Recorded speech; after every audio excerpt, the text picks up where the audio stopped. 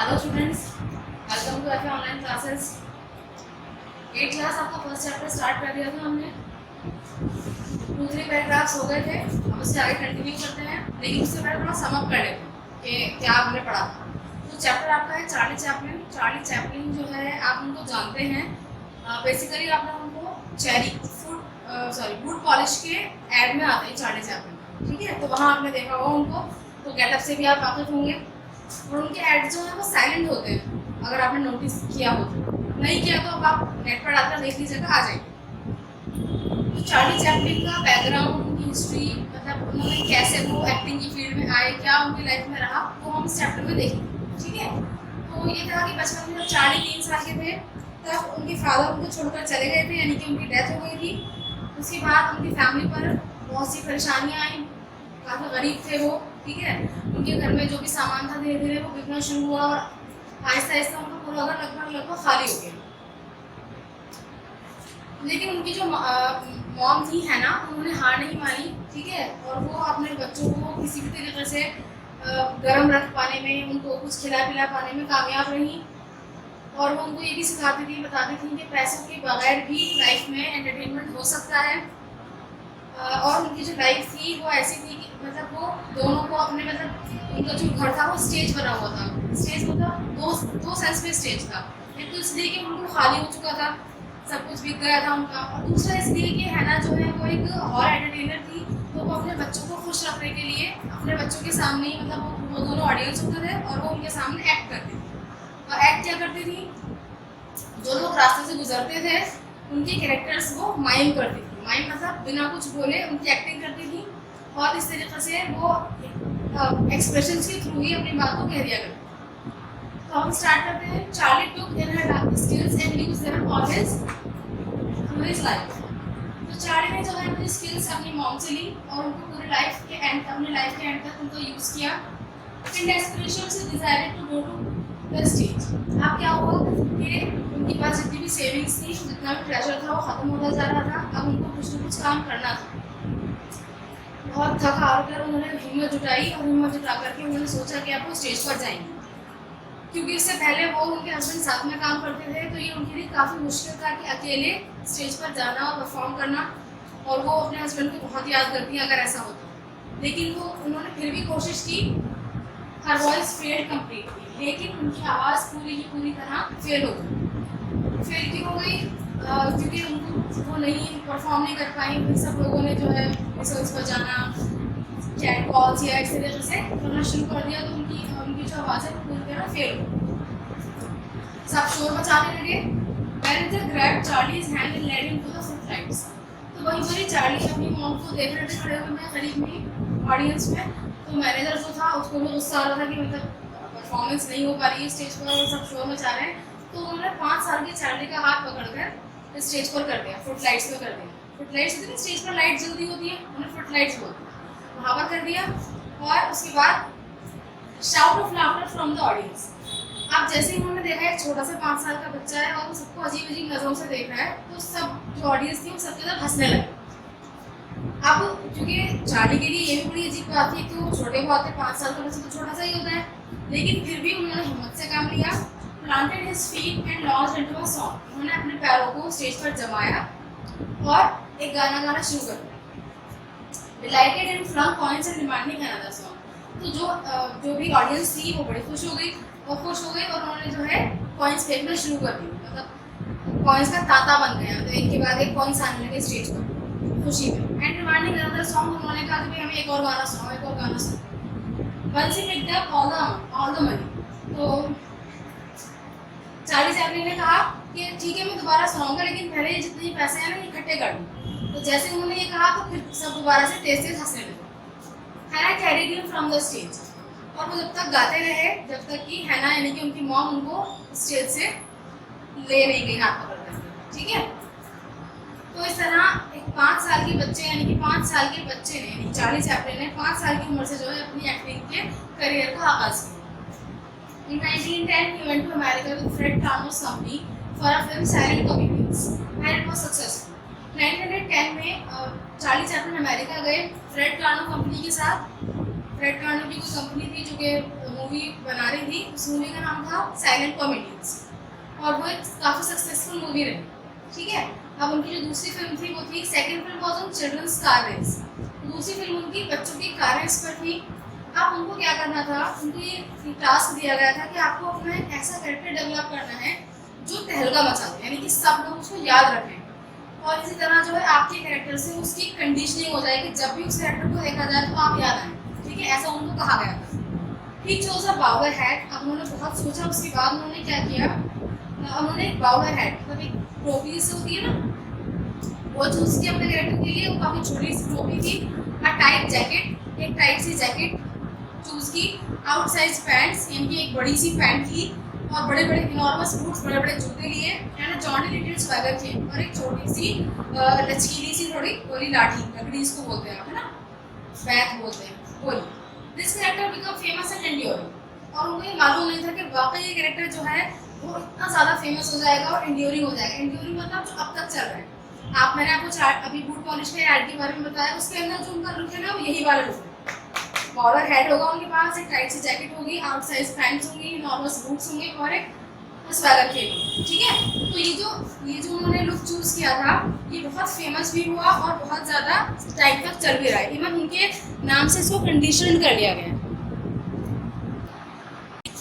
तो अभी जो हम बात कर रहे थे, कैरेक्टर की बात कर रहे थे, जो उन्होंने अपनी सेकंड फिल्म के लिए, कार रेस के लिए उन्होंने कैरेक्टर डेवलप किया था। उस कैरेक्टर का नाम था ट्रैप, ठीक है, लिटिल ट्रैप। उसके अंदर मैंने आपको बताया कि किस तरीके से उन्होंने एक छोटी सी टोपी, छोटी सी जैकेट, बड़ी सी पैंट, बड़े से जूते, ये उनका गेटअप था। और साथ में एक स्वैगर केन भी थी उनकी। और वो अब तक की वो कैरेक्टर जो है वो एंड्यूरिंग, यानी कि अभी भी चल रहा है। उनके नाम पर उसको कंडीशन कर लिया गया। तो उस कैरेक्टर के बारे में उन्होंने ब्रीफ दे रखा है थोड़ा। Tramp is a man who is down on his luck but bravely attempting some sort of dignity. Tramp जो है एक आदमी है जो डाउन ऑन हिज लक, मतलब उसकी किस्मत ज़्यादा अच्छी नहीं है, मतलब अक्सर वो हार जाता है, but bravely attempting some sort of dignity. लेकिन वो जो है बहुत ही बहादुरी के साथ किसी तरीके से अपनी इज्जत को कायम रखता है और अपनी इज्जत को बनाए रखता है। He did so many roles before Little Tramp. Charlie Chaplin ने लिटिल ट्रैम्प से पहले बहुत सारे रोल्स किए हैं। A big step forward conditioned with Chaplin. तो ये, लेकिन ये जो ट्रैम्प का जो रोल था ये बहुत ही बड़ा स्टेप था और वो अभी तक आज तक जो है चैपलिन के साथ कंडीशन हो गया है कि जब भी आप चैपलिन के बारे में सोचते हैं तो आपको लिटिल ट्रैम्प याद आता है और अगर ट्रैम्प के बारे में सोचते हैं तो चैपलिन याद आता है, ठीक है। Character was small shabby mixture of child and man. वो जो कैरेक्टर था वो ऐसा था कि कोई छोटा बच्चा हो जैसे, ठीक है, शैबी मतलब गंदा सांप, वो ज़्यादा सांप की तरह नहीं था वो। Mixture of child and man, एक ऐसा मिक्सचर था बच्चे का और एक आदमी का जो कि जेंटल है, जो बहुत शरीफ भी है, सैड उदास है, मिस्चीवियस जो है बहुत शरारती भी है, ब्रेव एंड ऑलवेज सर्वाइव, बहादुर भी है और हमेशा सर्वाइव करने वाला है, यानी कि जिस भी कंडीशन में वो है वो उसी के अंदर सर्वाइव करने को तैयार है। क्रॉस एवरी बाउंड्री, इस कैरेक्टर ने जो है सारी की सारी बाउंड्रीज क्रॉस की और सभी ने इसको पसंद किया, ठीक है, चाहे वो किसी भी कास्ट, रिलीजन या किसी भी कंट्री के हो। Being silent everyone could understand है। अच्छा, उस जमाने में जो मूवीज होती थी वो साइलेंट मूवीज होती थी, ठीक है। अगर आपको पता हो तो, क्योंकि पहले तो माइक सिस्टम नहीं था तो साइलेंट मूवीज होती थी, सिर्फ आपको पिक्चर नजर आती थी। तो साइलेंट होने के बावजूद भी सभी उनको उसको समझ पाए उस कैरेक्टर को। Eternal loser and wins at the end, तो इसकी क्या खासियत थी कि वो सदा का लूजर था, मतलब हमेशा ही हारता था, ठीक है, and wins at the end, और आखिर में जीत जाया करता था। ये हम अभी ट्रैम्प के बारे में बात कर रहे हैं। Bridge the gap between rich and poor, successful and losers. तो ट्रैम्प का जो कैरेक्टर ऐसा था कि उसने अमीर और गरीब के बीच का जो डिफरेंस था उसको ब्रिज कर दिया, उसको गैप को खत्म कर दिया।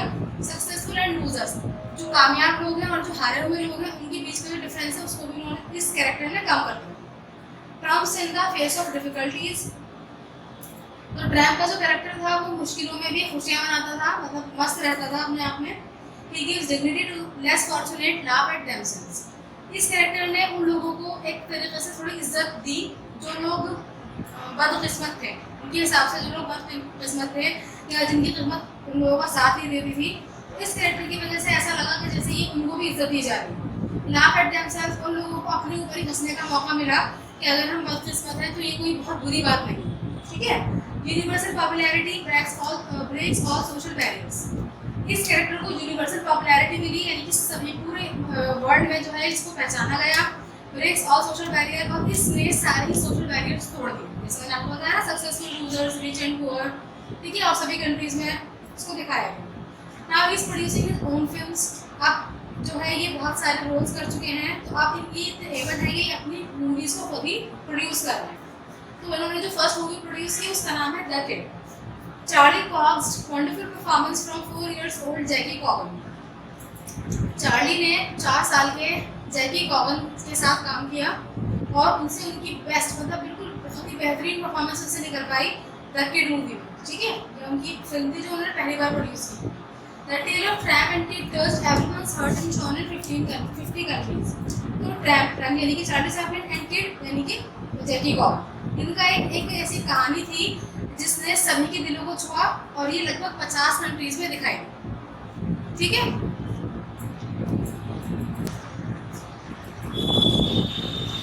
Charlie Chaplin was best loved comedian in the world. तो चार्ली चैपलिन जो है पूरे वर्ल्ड में सबसे ज़्यादा पसंद किए जाने वाले कॉमेडियन हैं। His mother's death was in 1928 was a blow।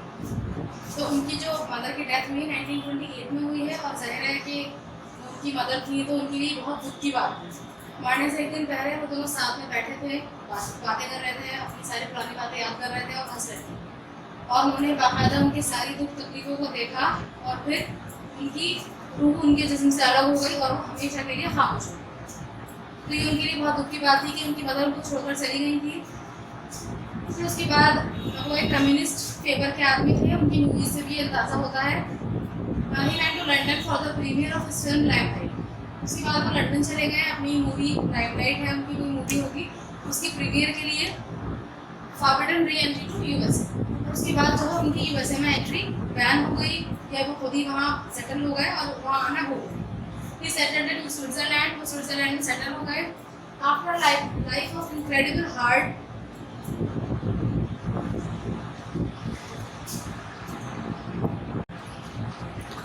After a life of incredible hard work, great triumphs, great sorrows and trials, Chaplin died in his sleep on Christmas in 1977. बहुत ही ज़्यादा कड़ी मेहनत की ज़िंदगी, खुशियाँ भी मिली ज़ाहिर है उन्हें, और बहुत सारे दुख भी मिले, बहुत सारे ट्रायल्स उन्होंने किए, और ये सब करने के बाद चैपलिन की जो है डेथ हो गई उनकी नींद में, यानी कि वो सोते ही रह गए, उठे नहीं। कब? क्रिसमस पर 1977 में, surrounded by his family members, अपने फैमिली मेम्बर्स के बीच में, मतलब अकेले नहीं थे वो, अपनी फैमिली के साथ थे जब उनकी डेथ हुई क्रिसमस पर, ठीक है। तो ये आपका चैप्टर कंप्लीट हो गया। अब आपको होमवर्क करना है। होमवर्क क्या है आपका? 2 वर्ड्स मीनिंग जो चैप्टर के एंड में होते हैं, इंग्लिश टू हिंदी। इंग्लिश तो है ऑलरेडी बुक में, हिंदी आपको उसमें से ढूंढ कर लिखनी है। फ़ोन में से देख लीजिएगा, नहीं तो फिर आपके पास डिक्शनरी अगर है तो उसमें से फाइंड आउट कर लीजिएगा, ठीक है। और क्वेश्चन आंसर्स करने हैं। क्वेश्चन 3rd है आपकी बुक में क्वेश्चन आंसर्स के लिए, वो आपको करना है अपने क्वेश्चन आंसर्स की कॉपी, ठीक है। That's all for today. अल्लाह हाफिज़।